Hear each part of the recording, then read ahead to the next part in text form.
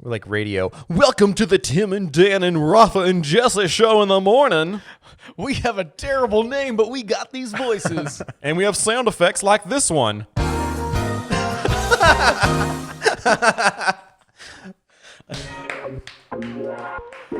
Bravo, Mr. Producer.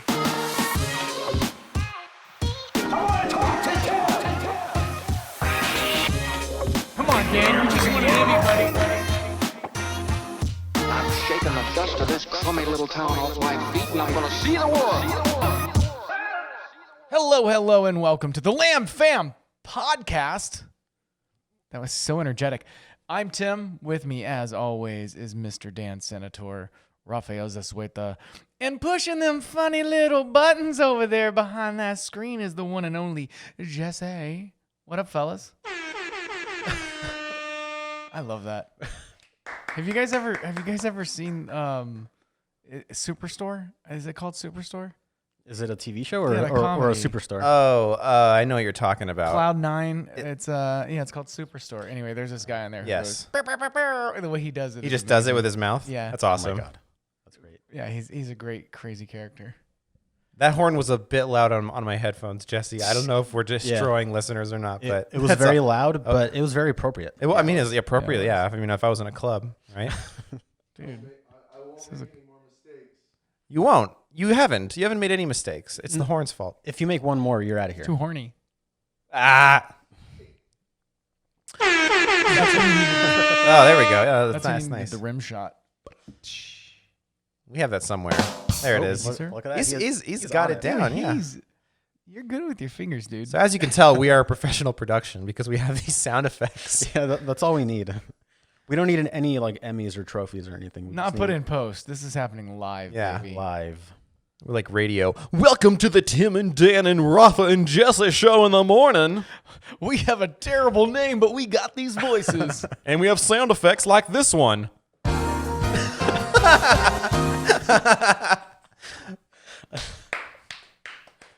That's good. Bravo, Mr. Producer. How's everyone feeling today on this beautiful Friday? What a weird week it's been, but I'm glad that it's Friday so This that I week- have an excuse to sit around twiddling my thumbs. Gosh. This week has felt like 3 months. It has. It's been a long trudge. I feel like I work for Harvey Weinstein, and just one show after the other is canceling. Like, nope, you're not allowed to be here anymore. You gotta go away. You know, that is one thing that we need to recognize. Sure, Weinstein Productions and like went down the tube, but think about all the jobs, man. Yeah, I can imagine. I can feel it. Well, but in all seriousness, though, job having isn't necessarily on the rise right now. Having of jobs. Having of jobs, yeah, is a little bit on the low end of the spectrum right now. Yeah. And we're not gonna dig too deep into it, but in case you guys are wondering why, it's because of the coronavirus. So. Yeah, in case we're back cataloged here. Unless we and don't, you're listening in to this case later. We don't post this for 9 months. Yeah. So this is when the coronavirus happens. Yeah. It's either going to be fine and you'll barely remember it, or the world ended. And for particular context, yesterday the NBA and Disneyland shut down. So everything shut down. Wherever that particular milestone is in coronavirus history, we're right on the cusp of everything canceling out of necessity and trend. And for the future alien life form that may be listening to this podcast, the world was better off ending. I mean, while this state of emergency was going on, we were doing stuff like this. Yeah, and because of all the non-job havings, we were just like, hey, let's just start a podcast. Why like not? Everyone else in this industry is doing right now. It's like, you know what? How do We're we make stuck. money? I contest that this is actually one of the best times to start a podcast because Stephen Colbert and Ellen and nobody else has a studio audience, and neither do we. And they're we're doing better off because we're not just sitting at a desk talking to ourselves. Yeah. Like I would say that right now we're in a better position than late night talk show hosts. So if anything, you're getting the quality entertainment right now above the conventional room full of people, vibe. So And I give it to us. I give it to us for that. and also because I think a lot of people are going to be working from home for a little bit. So they need something to listen to. So let's give them something to listen to. Netflix is going to be all done, and they're going to be all through their queue of what they need to watch. So they're like, well, Yeah, we give this no-name podcast. We need a to try. make we need to make more content. Crap, we can't make content because of the coronavirus. Everything's shut down. We literally released a new show every day, every single day last year, and now what do we have to show for it? They didn't account for people watching everything, actually being able to catch up with everything they produced last year. They're like, it finally happened. All right, oh my, they caught up. We need another $5 billion, guys. I don't know what to tell you. Shoot, what do we do?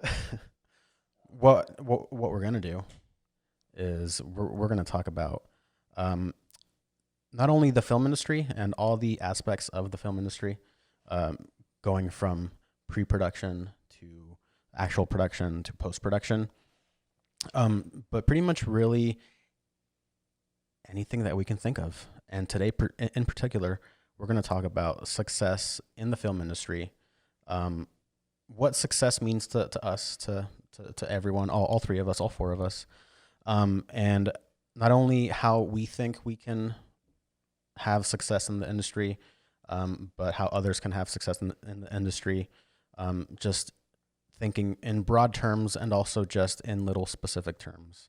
Like Tim, when he was starting off, he was a camera operator, and then he turned into a DP and then director. Dan, over here, Mr. Editing person man, does not only animation, but also editing, and just has a wide variety of skills. So I'd love to kind of go around the table and turn this into like a little AA therapy session and just kind of talk about what we think success is in the film industry, how to obtain it, and how can other people obtain it. Dope. I like that. I like it. It's a broad category.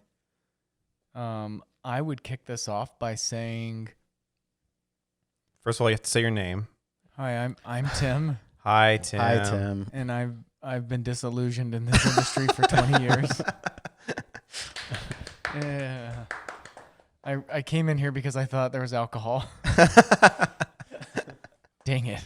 I thought we could all be alcoholics anonymously. Yeah, I thought that's how it worked.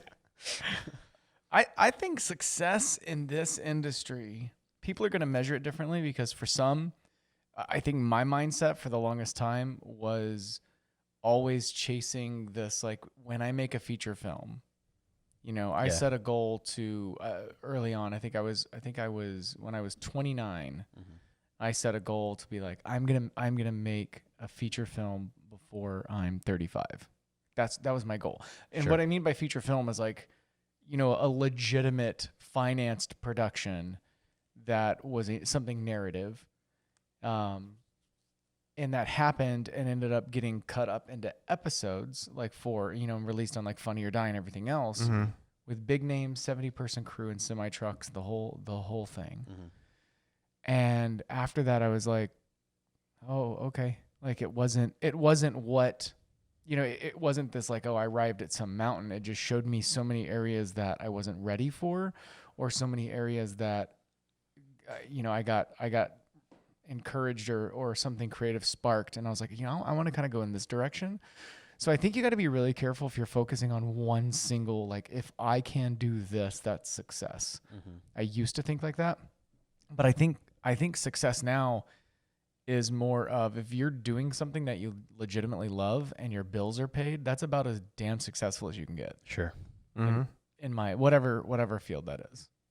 That's my opinion of success. Yeah. Are there things that you've kind of learned along the way to help you get to those little success moments? I mean, yeah, I think I can point back to every single job has led to another job, whether that's through some, first starting out working in camera department, and meeting someone, and that led to another literal job. Right. Or something that you've learned from that job helped you get the next one, or something that you failed at. I think every job is like that. Even now, even today, like with our clients, I was looking over a contract earlier this morning, and I was like, oh, I like that verbiage in there. I like how they countered with a certain type of verbiage in there. And I'm no attorney, but I liked how it read. And I was like, oh, that's a good idea. It was something very simple of how they put it in their contracts. And I'm like, oh, I'm going to start adapting that to our contracts. So I think you're kind of always learning in this. And if you're not, if you think that you have arrived, you haven't. You basic. Tu basico. Tu basico. What would you say is like a pretty ideal mindset to have when it comes to people that are trying to find success in the industry? Not only to be a camera operator, but really any department when it comes to being in the film industry. What would you say is a pretty good mindset to have? Man, I think I have to use you as an example. I think the mindset that anyone has to have is be willing to learn, even if you're the boss. If you're the director, you have something to learn of how you can communicate to cast, crew, what worked, what didn't work. How can you be better every single time? All the way down to a PA on set. Like, how can you be better? How can you be like the best version? The reason that you're sitting in this room is because 5 years ago when we were working on these Adobe commercials, you were green in the production area. You had some experience, but well, you seemed like you had some experience, but you walked around on set with a freaking notebook and like in your pocket, you would be like, hey, what's this called? What's that called? What's this called? What's this called? Write it down. And the next day you would come on set with that stuff committed to memory. So I'm able to process this and go, dude, so you went home and studied? Like you took notes and studied like it was school and you tried to commit it to memory? And, like that blew me away. And I think you're the best example of that because you still do this to this day. You still carry around that stupid notebook. I'm just joking.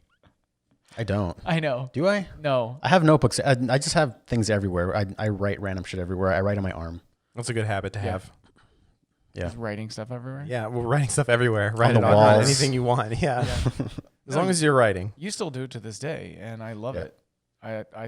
So the way to be successful is be like Rafa. Okay. All right. Hot tip, everyone. I will. I'll be releasing my book next year on how to be me. It'll be a digital download. It's gonna be It's gonna be you have to pay $500 for it, and there'll be like 4 lessons. And that's it. It's just gonna be a notebook, just an empty notebook. Yeah, I'm just gonna write it all out. The title's gonna be called "Fill This Out." No, I'll just get my old notebooks and I'll just scan them and then just sell that. I like the empty notebook idea. Of Right. like, no, you fill in the words. Yeah, right. Write your story. Jeez, it should be the filmmaker's notebook. Oh my God. Tell your story. You start a Kickstarter, dude. You could do this. I love it. Don't start a Kickstarter. Just sell it on Wish or something. What's Wish?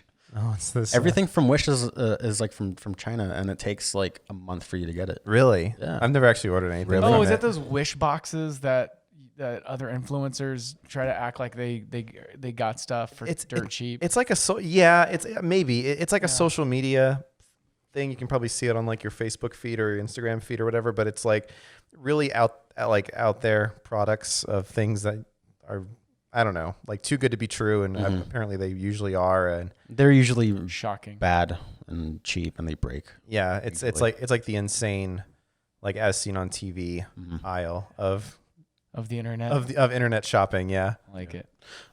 Before we move forward, I kind of want to really capitalize on your experience as a camera operator.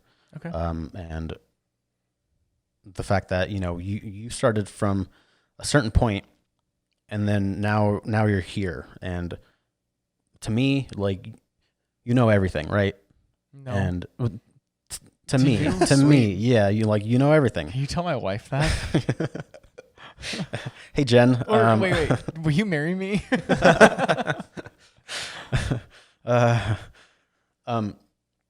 But what would you like? What sort of advice would you give to a to someone that wants to be a camera operator or someone that wants to be a director of photography or, just a good old plain old director. Just an average. An average everyday director. I'll start from the top, the last of that list, and work my way back. It doesn't have to be the case for everyone, but I know for me, going into directing stuff now, because I've kind of worked up through the departments, it allows me to have a lot of respect for each department when it comes time to knowing how long it's going to take to set up a shot, how much time it's going to get someone through hair and makeup, Sure, light a scene, whatever, blocking, rehearsals, all that, because I've kind of been a part of pretty much every department in that sense. And then it also helps me keep tabs when they're like, we're going to need 2 days to light this. Like, no, you're not. So for me, going up through the departments, in my opinion, makes me a better gives me the ability to direct today. A lot of people don't do that. Like Kevin Smith never worked as a camera operator. And there's that funny story with him and Bruce Willis of like, Bruce Willis was giving him a hard time for not knowing what millimeter lens he was going to use. And Kevin Smith turns back to his DP and says, I don't know, we're going to be, tells Bruce Willis, we're going to be on a shot like this. He's like, you don't know what millimeter? And Kevin Smith turns around to his DP and goes, what lens size is this? And he's like, 50 mil. And he turns back to Bruce Willis and goes, 50 mil. He doesn't need to know. Yeah. And I love that story because you can be great at giving direction to people. Back to your question, the advice,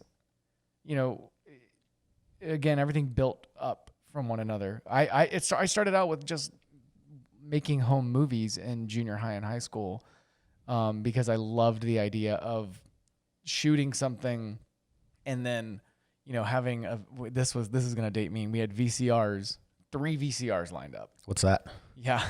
This old plastic box that has tape inside of it and it captured images on it. Gross. But we would take the VCR tape from one camera angle and then have the other camera angle or what we want to shoot on the second VCR, and we'd have to record it on the third VCR to get that, and that's how we were editing. But I've always loved that, and I originally got into this industry because I thought I wanted to be an actor.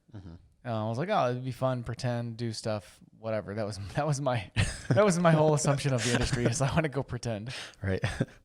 And I figured the best way, this was my logic, the best way to get in front of the camera was start behind the camera. And I started behind the camera and didn't want to leave. I fell in love with it from composition. And I dabbled with photography in high school, but it wasn't as accessible as it is now. Like my kids are in in photography class in like elementary, and they have like Nikons and Right. they're learning Photoshop, which is incredible, but we didn't have the accessibility to it. So, I loved that composition and I loved the art of making movies and fell in love with that at a very, very young age with this old program called Movie Magic. And they would show you how they made us, how it was a TV show where showed you how they did stuff behind the scenes. So anyway, fell in love with that composition. And then I wanted to know, I would see a movie or show and I'm like, I want to know how to do that. And, I started chasing it. Yeah. And then you start learning like, oh, what do you do when there's 3 or 4 cameras on a shoot, and working and getting that knowledge. And then, moving up through director of photography and then learning that I want to control the story. And I work well with people and I want to interact and help that story be told. So advice wise, I think you have to focus whatever department it is, but you were specifically asking about camera. Yeah. Start on something. If you have no knowledge of it, you're in a good position because YouTube exists and there's so much information, technical information. Go get the technical information and then start making stuff. Just start making stuff. It's going to suck and it's going to be awesome for you to look back on, but just start making stuff. And then, for the existing camera operators that are kind of, maybe there's some guys that are like, I'm on a few shows or I'm stuck in reality show and I want to work my way out of it. Like, this is a much longer conversation, but if you're wanting to break out of a genre that you're in and try to get into another one, I think you have to start, either finding people that are working on those narrative pieces and volunteering your time. just so you can have that on your reel. Yeah. If like I'm doing reality and I want to be a narrative, and I'm already working with a network or people or production company that's doing branded films or narrative stuff, that you go, hey, I'm a reality camera operator. If you have a budget, I would love to be considered. But if you don't, just hop on, and you're working for your reel. You're working to get that credit. You're working to start making that transition out. Yeah, I could go anywhere you want with that conversation. Where I'm going specifically, and Dan, if you have any questions, please feel free to chime in. But where I'm trying to go specifically is, I pretend that I have a camera. I just bought a camera. I have rich parents, and I bought a really nice camera. I don't know anything about cameras, me personally, right now. But let's say I bought a pretty good one, and right now I'm shooting little videos for little mom and pop businesses on them advertising their store. How do I get to be the guy that's shooting narrative like at a higher budget? How do I get to be the guy that's shooting reality TV shows at a higher budget? Like what are those hot tips? What are those immediate things? Like, always carry this, always look at this, always check blah blah blah. If you need a minute, feel free to have it, and I can chat with Dan for a minute. Yeah. My first thought was like, man, I should make a checklist Right. so I can follow it. I have to pick one of those. If you're wanting, so you have a camera, you're doing mom and pop, going to that example, and you want to break into narrative, because the industry does get pretty specific. I think with reality, if both of your arms and legs work and you can hold a camera, you can be a reality TV shooter. So I'm gonna pick narrative here. Sure. Because I have such an affinity for narrative filmmaking of any kind, storytelling.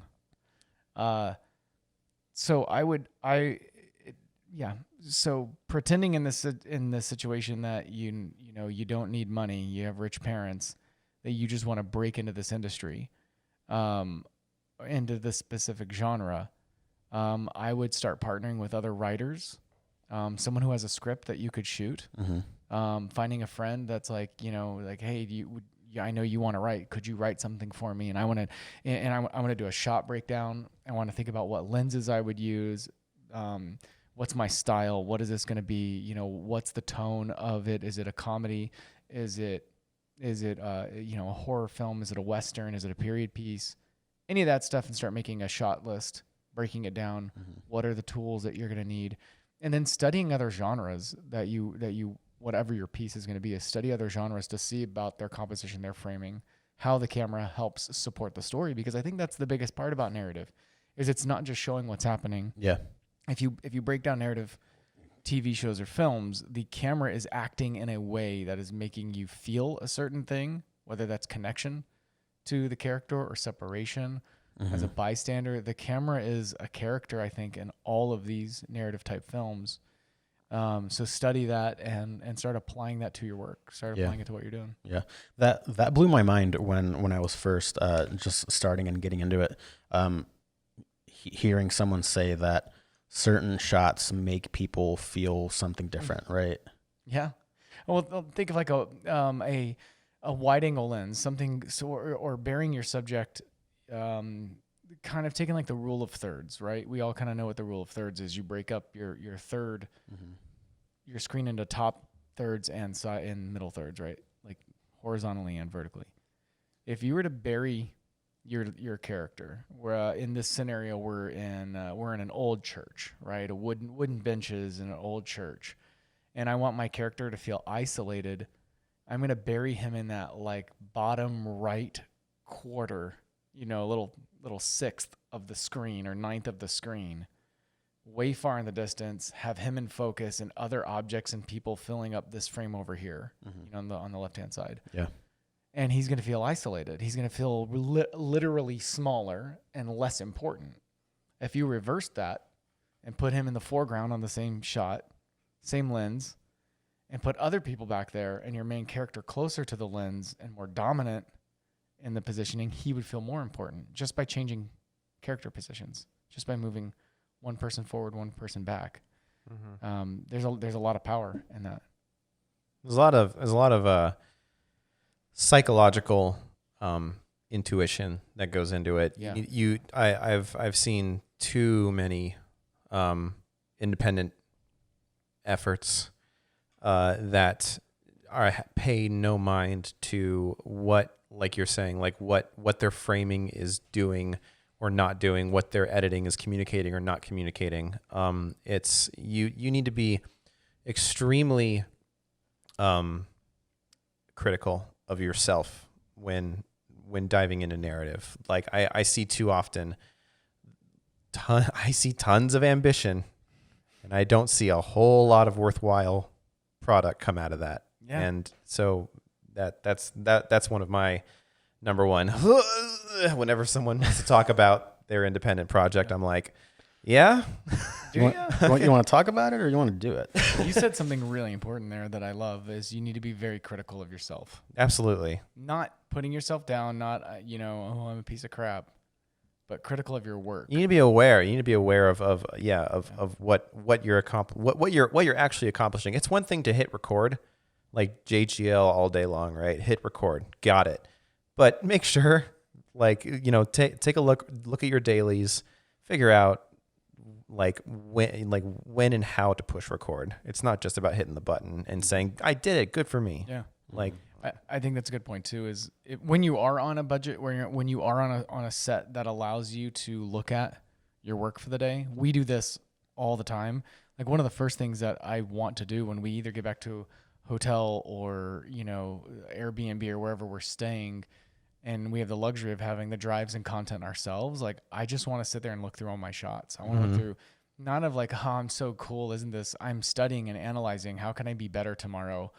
Did this work? Okay. I like this blocking. Ooh, if I moved this character back there, if I focused on this, what were my settings? I'm pretty critical of my own work. Yeah. If you're just stoked that actors said the words you wrote on paper, then you're not doing your job. Yeah. Very true. We've been there before. Very true again.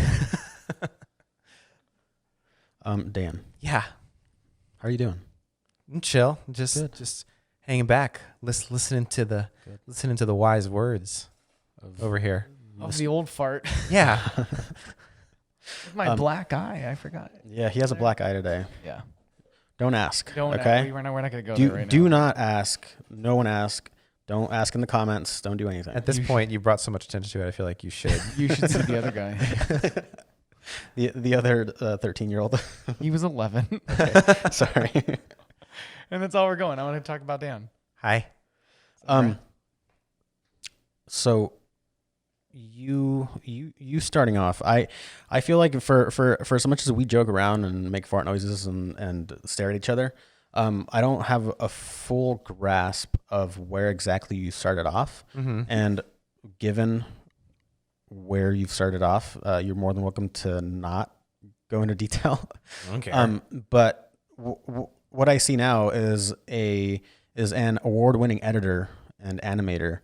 And what I see now is whenever I ask you a question on how to do anything on a computer, on After Effects, on Premiere, you just sit down and you just start clickety-clacking and doing all this shit, and then it just turns into something, and I'm just like, whoa. Yeah. Like I did that to you the other day. I'm sorry. Like at first I was like, okay, you're gonna do this and this and this, and then like you gave me like a little bit more of a curveball question, a completely necessary like curveball question of like, oh, how do I pull off this particular thing? And I'm like, okay, well, this isn't something that can be done, that can be explained in 2 minutes, right? And I'm not even exactly sure the perfect way, like flawless way to execute this. So I just sort of just dove in and just started, like you're saying, like I just went, well, let me try like 14 things, like okay, that doesn't work. Let me try it again. All right, let's throw away the computer. I need a new one.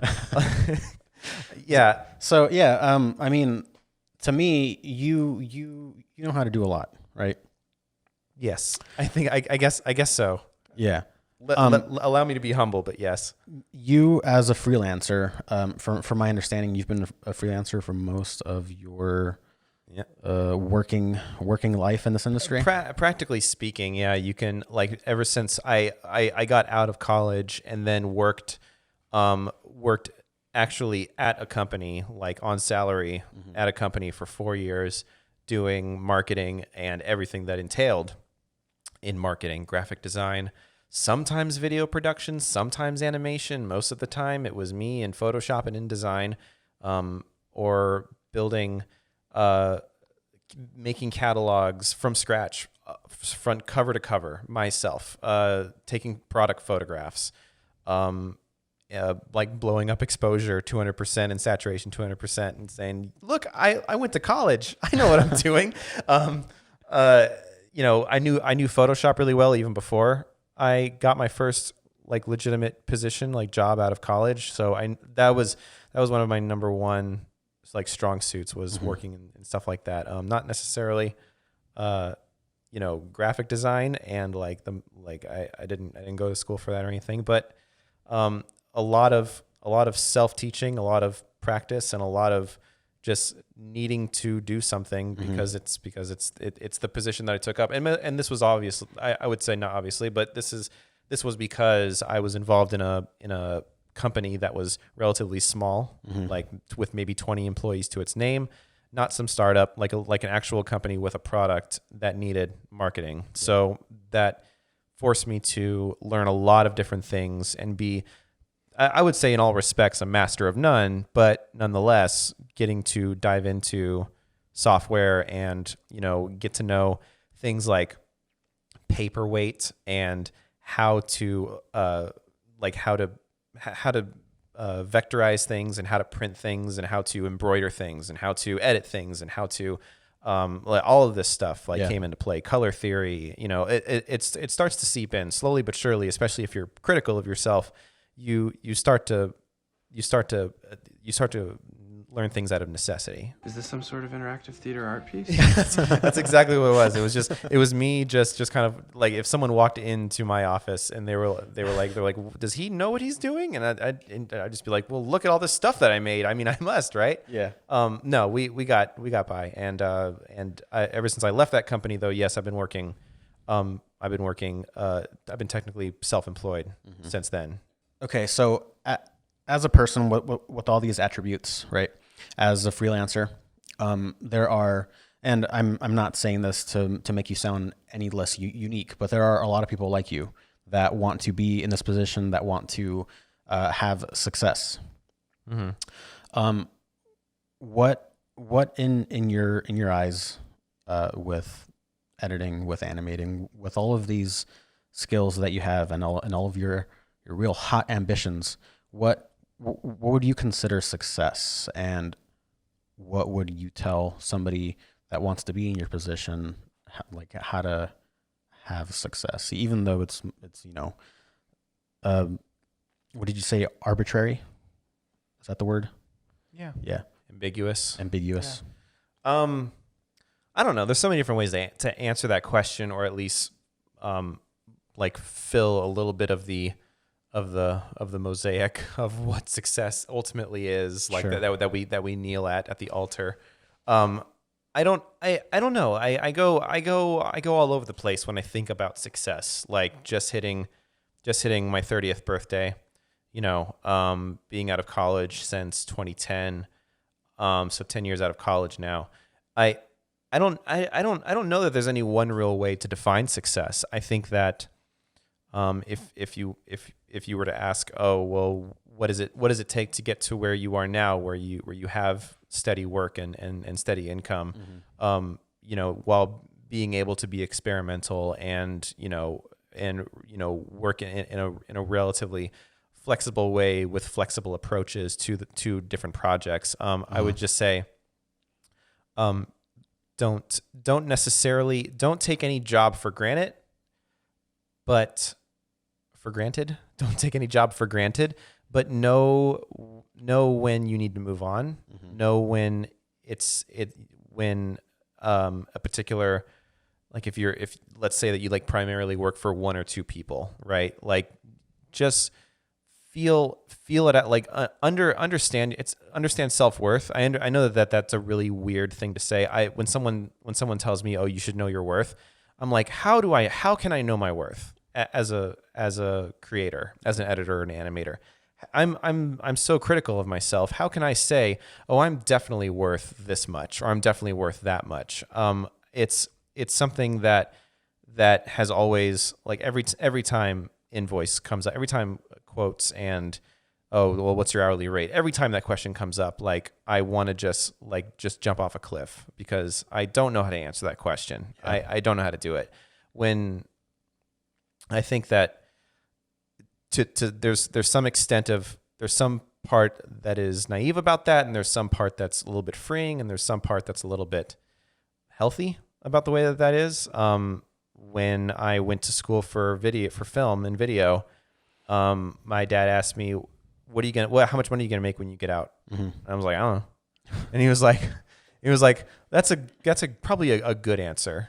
But nonetheless, there's definitely some sort of middle ground there. And really what I mean by know your worth, I don't mean monetarily. I mean, know when you are working for someone who is helping you push further. Know when you are working for someone who clearly doesn't value you as a creative or as a person. Too often, and I see it all the time, and like, this is, I'm sure that we could dive into this for several episodes beyond this, but the toxic hustle culture. Yeah. Like, I hate it. Anytime somebody approaches you in nice shoes with a new haircut at a Barnes and Noble or outside of the Grand in downtown Phoenix, mm-hmm. and they say, are you a go-getter? Run for the hills. Please do not believe this fake it till you make it. Like, just grab any job. If it pays, who cares? Like there are sharks out there, man. Mm-hmm. And there are people who will take advantage of you if you let them. They will just ride you until you die, like just any other, I don't know, like someone who doesn't give a shit about taking care of horses, but just rides the young ones until they crash into the dirt, right? Like, yeah. There's a lot of them out there, but anyway, but that's I've learned in doing the jobs that I've done in, so when I say don't take any job for granted, what I mean is that every job that I've ever had, even if it was, less than a perfect work environment, or not the kind of stuff that I really wanted to be doing, right?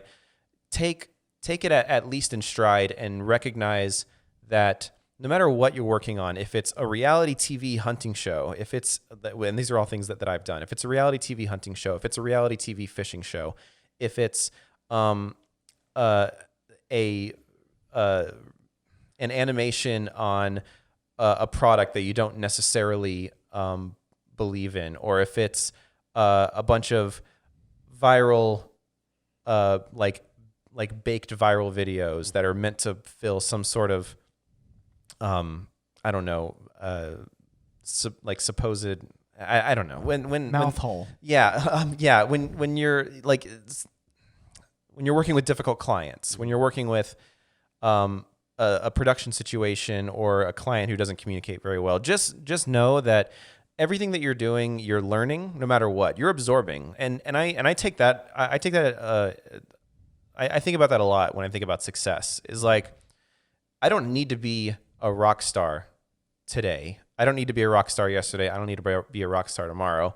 I know that no matter what it is that I am doing, though, as long as I keep my humanity and my self-worth in mind, as far as just making sure that I'm taking care of myself, mentally and beyond, making sure that I don't fall into any kind of trap.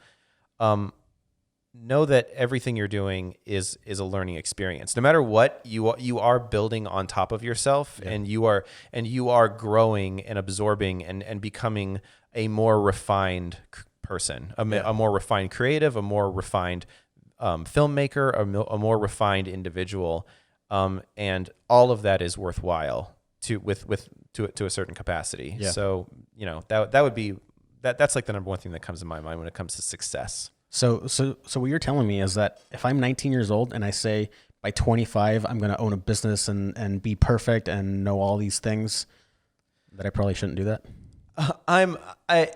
If you find yourself in the right circumstances, in legitimate circumstances, I should say, and I obviously realize that that's a case by case basis as far as like determining whether or not you struck it big or whatever. Like I mean, this is the film industry that we're associating ourselves with. So much of it is about who you know, who you affiliate with, and who they've affiliated with, right? And I can certainly say that a lot of the doors that have been opened to me in the last like 5 years have been a result of,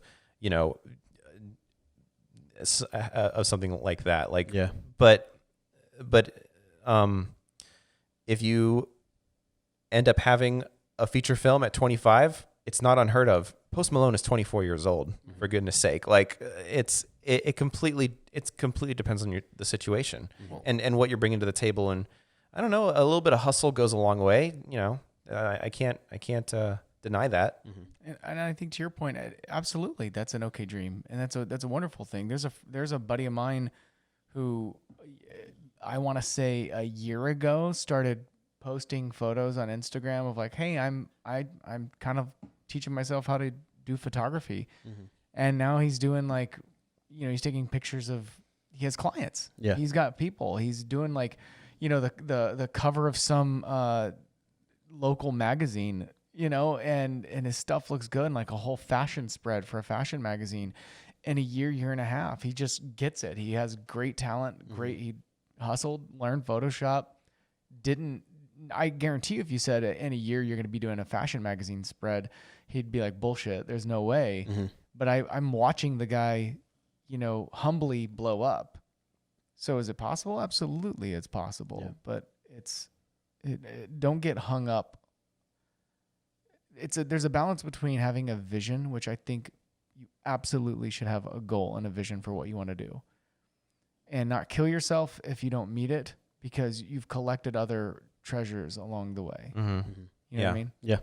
And then if you do make it, then, help people out and share your information. And by the time you become that director or that showrunner or that, or that writer, that producer, you're all the more knowledgeable because of the things that you did endure and work through. And, that's the most important thing. Yeah. Is to make sure that you're growing, but also recognize that even when you don't know that you are growing, you probably are. Yeah. What was, when you first started this mad descent into where you are now, back when you were younger, when you were getting out of college, what in your eyes, because I feel like a lot of people are pretty similar in that fact, whether or not they went to college, but when they were younger or they were just breaking out into this industry, it seems like everyone has really, really ambitious, really out there dreams or goals. And then at some point it's not that they get broken down, but at some point they start to really see what reality is. And they kind of shift gears and really start to focus on other specific things.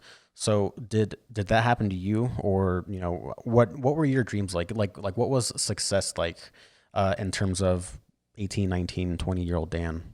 I think there's a couple things you have to constantly recalibrate. If you're 18 years old, 19, 20, when do people graduate college? 21. When you're in your early 20s, your 5-year plan is a good thing to have to some extent, but if certain circumstances out of your control or even within your control come into your life, like I'm married now, with the ambition of a house and some kids, in the not too far off future. When you're 18 years old, like, and I don't know, like, do you see the drain that I'm circling here as far as like, there's certain, when you're in your early 20s, nothing can stop you. When you're in your 30s, suddenly your priorities start to change. And, what was the question again? the but but you know what I mean, like what did success mean to you when you were coming out of college, like in your early 20s? Like what would you say in your head? And if you didn't say any of this, that's totally fine. But what did you say in your head that like what was success? Like when I get out of college, or when I graduate, or when I'm 30, I'm going to be doing this, or I hope to have a cartoon by the time I'm 25 or 27 Sure. or whatever. Like what exactly did success mean to you when you were in your early 20s? Yeah, I would definitely say in my earlier years, like out of high school, out of college, yeah, like definitely it was just all about the thing I wanted to create. It was all about the show or the movie I wanted to do. And why wouldn't that be? And that's kind of what I mean by recalibration is when you're that young and you have nothing to lose, then all of it, you project your entire life, your 5-10 year plan, 20-year plan, is projected from that particular vantage point. And so yeah, when I was younger, yeah, definitely I would say by now, I mean, and I'd be lying if I said there haven't been moments through my 20s where I had to kind of like step back and go, am I doing the things that I should be doing? Or are these things, helping me get to where I want to be? And there are also times like where like I got a buddy who got on SNL as a writer, right? And I was so proud of him. And also at the same time, when that news hit me, I took it personally, in a sense where I was like, oh, that person who is my age got to that point, he put in the work, and he got to where he wanted to be. And he reached this particular, he got into that bill, he got into Rockefeller. Like he's like there's certain like pillars around the country, and you're just like, damn, like holy, like that dude got there, man. Yeah. And there's and for a moment I sort of broke down a little bit, just because like I kind of felt like I like somehow like the opportunity to collaborate with him, because we did stuff in high school together. The opportunity to collaborate with him, the opportunity to even like reach a goal, even not in SNL or not in like improv or anything like that necessarily, but the particular echelon of success, let's just call it. All of a sudden, I felt like, oh, it's gone, like it's left. Like there were certain steps that I should have taken to where I would have hit that particular measuring stick. I would have hit that particular bar. Sure. And it really bummed me out. But then I kind of had to sit back, and I had to like realize like, no, like it's all about not, I'm sure there's a verse, or whatever, that says you don't get to look at what someone else has done. Just because Post Malone is 24 years old and he's the biggest rock star in the world, doesn't mean that you're not succeeding as a 30 something, or as a 40 something, as a 50 something for that matter. And having not reached a particular milestone, like I think a lot of times, especially in Western society, we think of these milestones like the board game, the game of life. At some point on that board, everybody gets married. Right. There's a stop sign, and you have to get married. There's a certain part on the board where everyone gets a house or gets one kid, at least, as you ride this minivan through life. But so I would say success when I was younger was definitely more of like this small, I'll call it like the cone of sight. If you've played Metal Gear Solid before, right? There's a certain like dimension of view, like you have blinders on, and through this particular cone of sight, you see the things that matter. And as you get older, that cone widens, and suddenly that particular kind of success is just populated by so many other things that matter just as much. And so I would, if I'm answering your question, if I'm understanding your question, or if I'm at least saying something insightful here, it's that when you're young, there's definitely something that you should strive for. Like everyone has like these dreams of a particular place they want to get to. But by the time you reach 30, there are so many more. Life just keeps bringing you things that are worthwhile. Right. And suddenly, being selfish is the wrong word, but just being so narrow-minded about success, you realize is not the right way to think.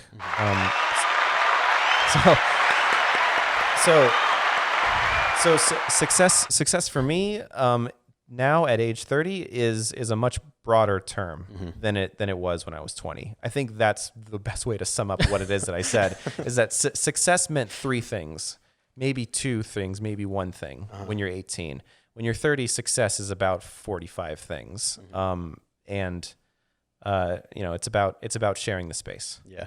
I'm casually over here looking at Tim because I see his wheels turning and his cogs spinning, because if you want to talk about someone that has seen detours and seen life change, like it's someone who is now a qualified director and director of photography, who used to be a front man of a band and who has a beautiful family. And it's crazy because it seems like you're kind of, you got 9 years on me. So if I'm off the mark in any way, you should let me know. Yeah. You're over here like giving a description to everyone growing up. Like here's kind of how things are going to go. And as you're saying that, I'm just like thinking of Tim, like he has so many things now that like we don't have, and like pretty much you're spot on. I mean, for what you're saying is that I gave a much shorter answer of what, how success changes, but it doesn't mean that yours was wrong. Yours was spot on from my perspective anyway, because there's, to your point, I started out thinking that I was going to be a rock star, opening up, touring the world in a 15-pass van, and everyone's going to like my songs.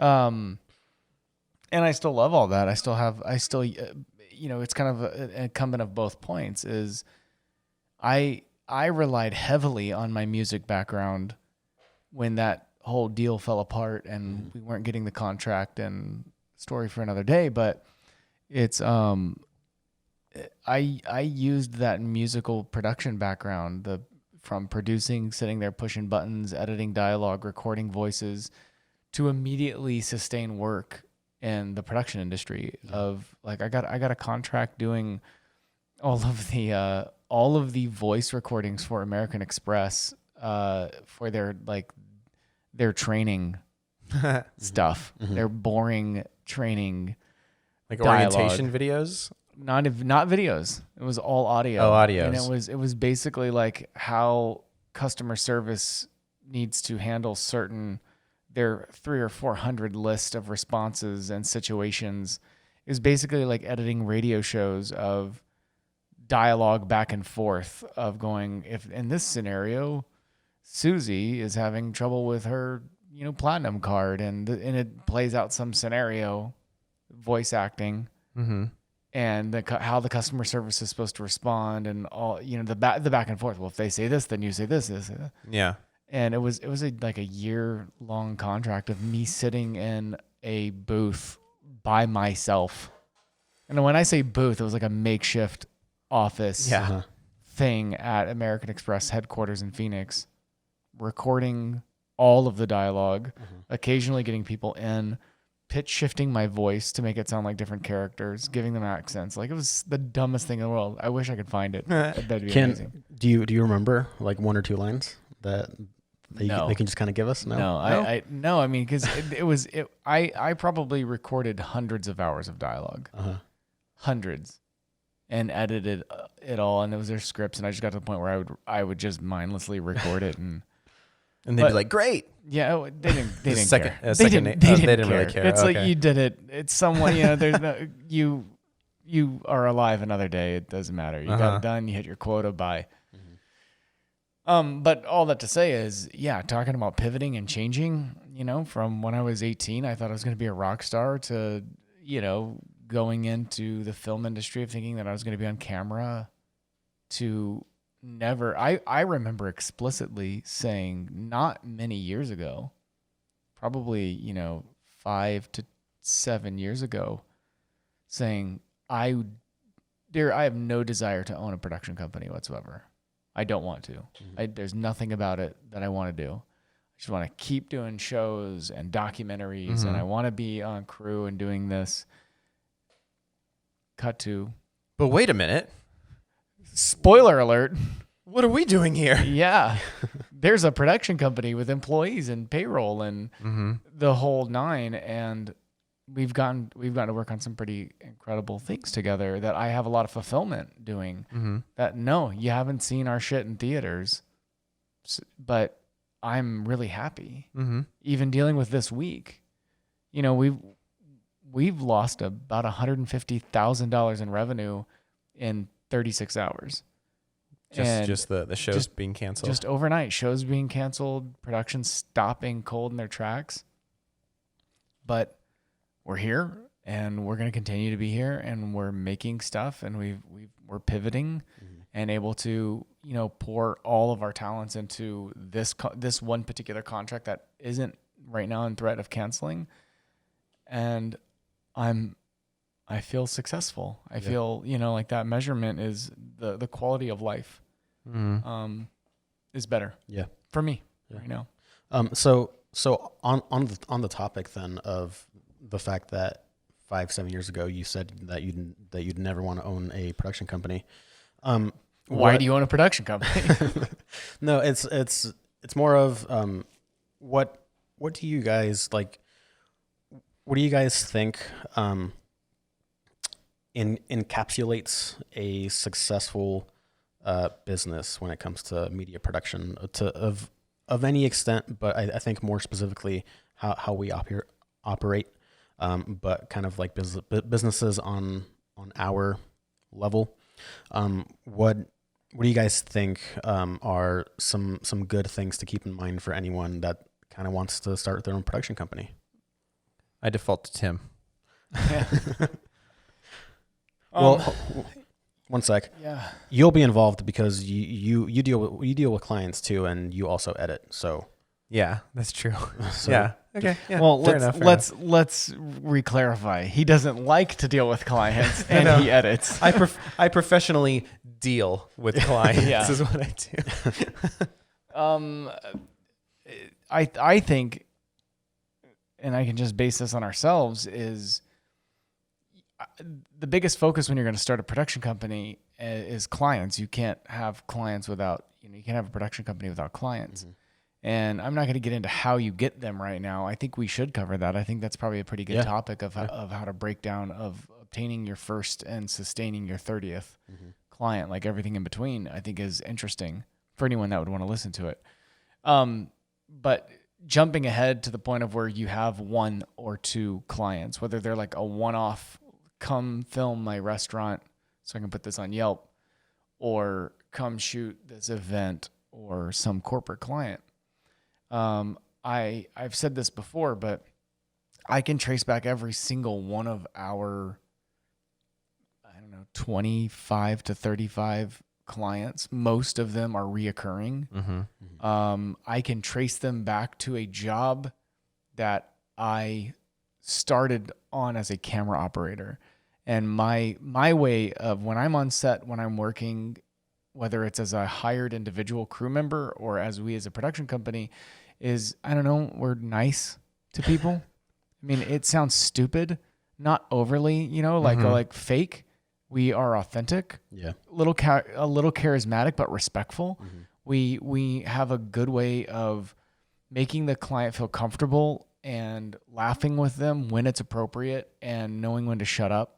We have that understanding now, but it started off as me being a camera operator, and then either growing with that client to where they realized there was a bigger ability of what we could give them, or working with someone from this event or this job that now change production, event production companies, and they're there with another corporation, and they go, "Oh, I remember using Tim at this thing. I want to use him again." Or, "Oh, I remember he said he has a production company," or, "We worked with Liquid Arts on this. I moved jobs, and now I want to work with Liquid Arts again." Yeah. So I think the biggest thing is, anyone can get better at quality, and it takes one thing only, and it's free time. You can be as good as you want to be with something with the currency of time. If you're going to spend a year making an animation yourself and you have certain qualities of standards, you can make that award-winning if you have the time. Yeah. It's the best kept secret in the world. We often don't have the time. But I digress. All that to say is the things that you can control is your attitude and how you treat the client, and being open and transparent and honest and giving your best work is the best way to sustain a client. Period. Yeah. It seems like not only massaging, clients, and not physically, not really breaking out oils and start, massaging them. Depends on the client. Yeah. If that's what you if that's what you sign up for, then you gotta close deals, man. Yeah. Whatever you gotta do. But it seems like when I say massaging, I mean like keeping communication with them and keeping in touch with them to the point where that things are going to change down the road. And if they liked you then, they're probably going to like you in the future. And knowing these people and being nice to them is going to come in handy down the road once they themselves grow, just as you're growing, right? Yeah. And then also if you make them laugh and if you make them feel comfortable and you hold their hand through the whole process, then that just kind of seems like that's going to give you the happiest client. A lot of times in dealing, here's a little nugget of information for corporate clients is when you're getting into that business level, they often don't have people that really understand this industry.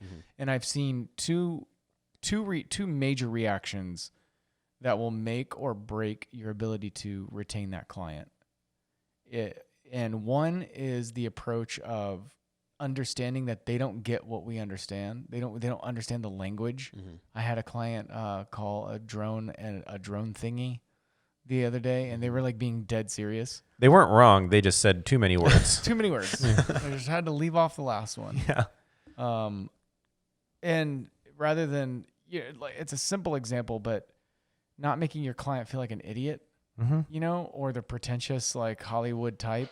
Not saying LA specifically, because there's Hollywood types in North Carolina that think they're, filmmakers and I know all this jargon and you're below me and like you don't get it. I've seen that reaction to the corporate individuals or to many individuals is to your point of like holding their hand through the process of going, okay, on an estimate the other day, a specific client came back and was like, I see director of photography. She's like, why do we need two directors? And then a first AD, right? Yeah, thank you, Jesse. And a first AD, but I spelled it out assistant director, first assistant director, second assistant director. Yeah. And they're like, why are all these directors on here? What is going on? And so I took 20 minutes to walk her down and explain every single position on there. And then she gets it and realizes, oh, it's terminology. It doesn't mean this. And did I want to sit there and explain to a client what people have a basic understanding and knowledge of? No, I wanted her to get it and be like, this is what you need to get this done. Pay for it. And ultimately they did, right? But I took the time to sit there and happily explain it because I'm putting in the effort to show her that we're educating, we're here to help. Yeah. And in the end, she's like, oh, this is really neat. Thanks. Yeah. And the fun thing to think about is we've done that with so many clients and we have grown with them. So it's fun to think about how we're dealing with this one new client and potentially where they're going to be in 5 years and where we're going to be in 5 years. I was going to say too, that also kind of goes both ways. Like you're definitely going to find clients that are extremely just pretentious or arrogant and want to just completely like hold the steering wheel from the back seat and get you to do things that's out of out of budget, out of scope, whatever. But it's obviously about finding the right client who can who wants to actually collaborate and who turns to you as the professional in your field to help them achieve whatever goals they have. So it's all about, putting out the feelers too. And don't be afraid to not work with another client. Yeah. Yeah. Again, we've done that. Yep. We have done that, and It feels so good. It does. It's a little scary from the business side of when you're like, we don't have this lined up, or we're, this would really help pad, or being in a situation where you're like, oh, I don't want to take this job, but we need the money, and deciding to not take it because your quality of life will be better afterwards feels great. Yeah, and that's partly what I wanted to imply when it came to self-worth is those sorts of practices, and any variation of that will go a long way in helping you feel better about what it is that you're doing. Yeah. We've done it. Yeah. We did it. Cracked the code. We solved everything. Yeah. Thank you. Oh, see ya. I think before we start wrapping up, I'm going to give my 3 cents. Ooh, good. Because it's more than 2. On value added. Yeah, little bonus extra here. But like the bonus Jonas. Yeah, the bonus Jonas. Sweet. I think, and please chime in as I talk and ramble. But success, as we've covered, seems to be, from different points of view, seems to be a different answer for everyone, depending on the department, depending on where you're coming from, depending on all sorts of things. I've met people that have 1 year long goals. I've met people that have 10-year long goals, and whether or not they accomplish them at that point when the time is up, they more than likely have a different goal. And when I first started off, and I'll say that I was very lucky to, I was a part of some cheap little independent type of films when I was first starting off, my first few gigs, whether it was a student film or whether it was some guy that thought he knew what he was doing, but he didn't, and, just made a shit show of a shoot. But you worked for me then? Yeah. But pretty much hopping on set with you guys for the first time was my first real gig with actual equipment that weren't just cheap lighting stands and the whole nine. But basically at around that time, I think I was fresh out of college. And what I mean by fresh out of college, I was a fresh dropout of college. Wait for it. There it is. Okay. And I feel like I relate to everyone when I say that during that time. I, like what Dan said, I had this funnel of a view, these goals that I wanted to accomplish. I was like the goest of go-getters. I wanted to go for everything. And that's when you guys met me. So it makes sense. And I apologize for aging. I was like, oh yeah, you were like that. But pretty much in college, I learned about what's his face, Orson Welles. Yeah. And we watched this documentary on how when he was, I think, like 24 or 25, he was running his own productions, and whenever I hear stories of people that worked really hard for something, I'm always in a negative way towards myself. I'm just like, well, I want to be better than them, right? That's how I was when I was younger. And I would tell myself, okay, you want to be better than Orson Welles? Yeah. You look like Orson Welles' net worth. You found out he's dead. Yeah, I was like, oh shit, I don't have to do anything. Is this some sort of interactive theater art? But basically I came out of college just really wanting to be better than the best guy out there. And, as driven and as hustle culture as that is, it wasn't necessarily the most nourishing one and the most broad viewpoint, And so when when I was coming out of college, my first goals and ambitions were, I want to be making movies by the time I'm 25. I want to be someone's boss, knowing that I'm younger than almost everyone else, right? And like that's just such a badass thing to do or to be. And as I started working in the industry, that, slowly but surely that kind of just flew out the window. And it was just because I was learning things and my goals were changing. And like yourself, when I was a younger kid, I wanted to be one of the kids on Disney Channel. I wanted to be on Sweet Life of Zack and Cody, on all those shows. I wanted to be those actors. I don't know why, but I think it was because I really liked to pretend also. Yeah. I was like, that looks fun, pretending to be like someone else in a made up scenario. Cool. Have a studio audience laugh at all your jokes. Exactly. Yeah. That's the validation I wanted, a laugh track. Yeah, exactly. And now look where we are. And now we made your dream come true. Yay. I've made it. I am successful. Say like a really bad, like I got to set you up for some kind of Big Bang Theory joke. Yeah. Like Rafa, you're late. What happened? Well, I'm late. Yeah, but you wait for audience. Yeah, but you were supposed to be here 5 minutes early. Why? What's going on? I woke up late. It's so bad. It's so bad. Have you ever like not looked at? I'm totally going off. I'm totally like derailing this whole thing. But I was this is only a funny story because this person is fine. But I was in a hospital. like paying a visit to someone who was in the hospital, and I had my back to the mounted television set and Big Bang Theory was on. I realized how bad that show. If you turn away from a sitcom and listen to the script and listen to the pacing, you realize how bad it really is. There's some YouTube channels out there that take the laugh tracks out of TV shows. Oh my God. They take the laugh tracks out of TV shows, and it's like just gut wrenching. Yeah, right. Because everything they're doing is like bad. Like they're bad people, and you start to see what kind of writing you can have, and as long as you have a laugh track behind it, it's great.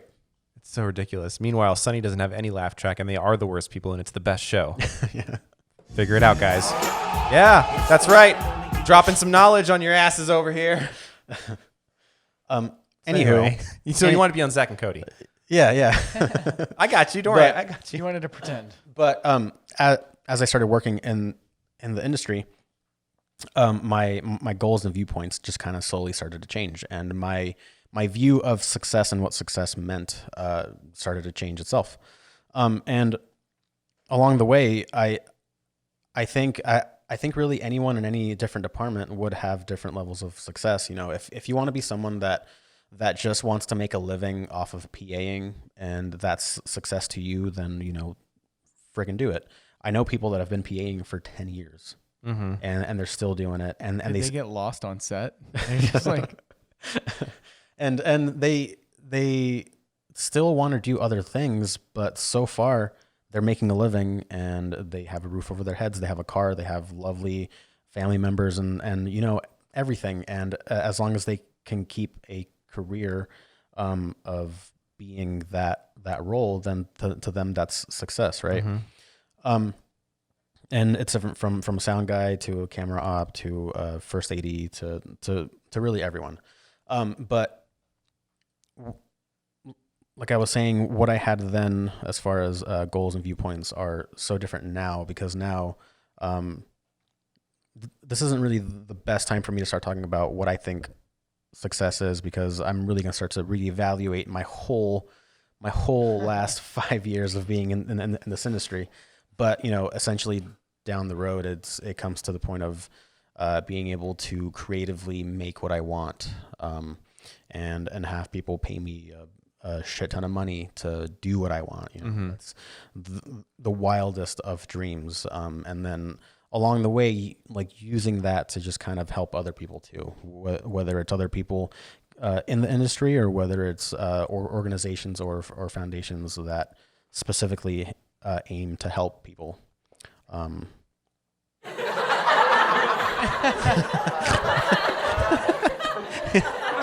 Sentimental moment with the laugh track. But yeah, to round that out, guys, like success is different for everyone, and don't think that just because you didn't meet this goal or this marker that you're not successful, because if you keep at it, you know, success will come to you no matter what. And or you'll fail. Here we are. Yeah. And you have an answer either way. Yeah.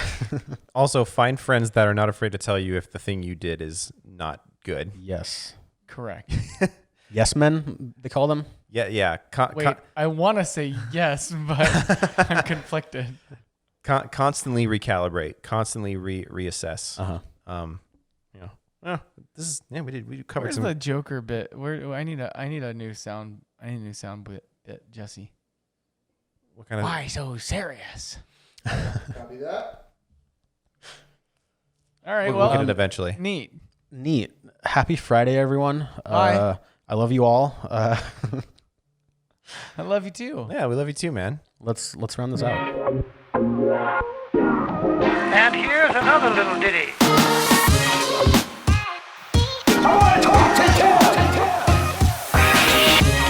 Come on, Dan. You just want to anybody.